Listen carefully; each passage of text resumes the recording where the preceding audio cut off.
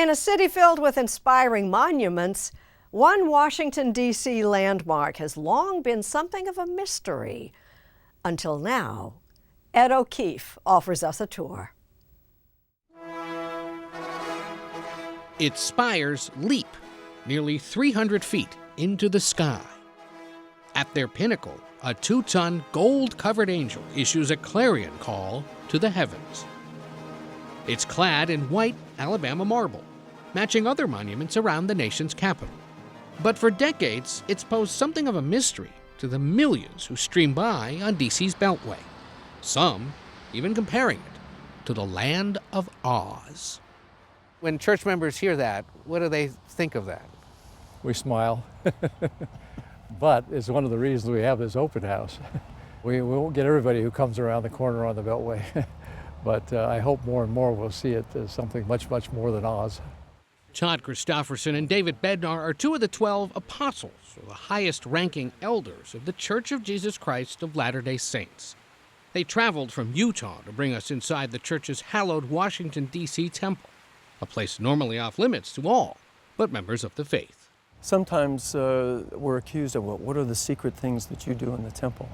They're not secret, they're sacred. And so we don't speak of them casually or lightly because to us, they're so central, so fundamental, and so important to how we live.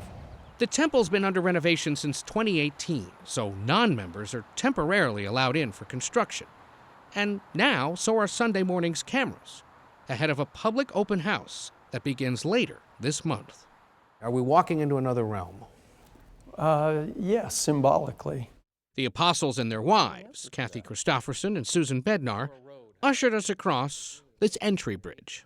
We're leaving the world and entering a more heavenly place where we learn about God.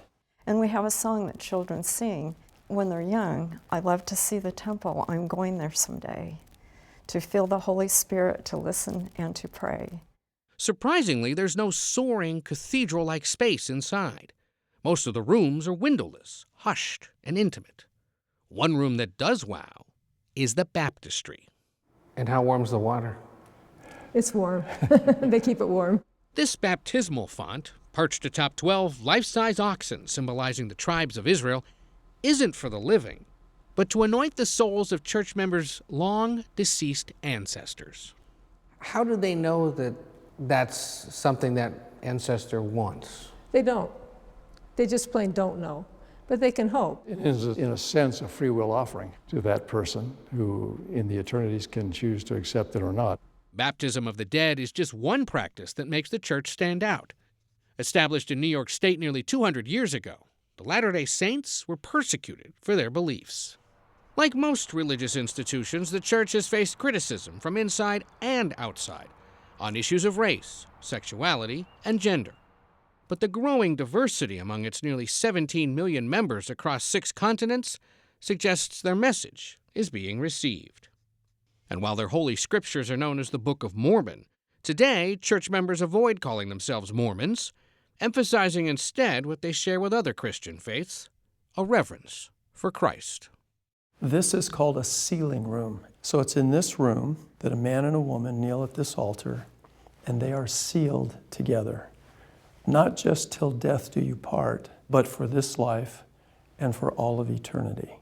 And that, in many ways, is one of the biggest differences between members of Latter-day Saints and other denominations, is that it doesn't end at death. Yeah, we believe that families can be together forever. We ended our tour near the top of the temple, in a room for quiet contemplation. This is the celestial room. This is a representation of our heavenly home. This is a place of light, of peace. A place of light and peace. A statement in this world and a declaration of faith to the next. There's still mystery in the Washington, D.C. temple, but in the coming weeks, if you're curious, the doors will be open wide.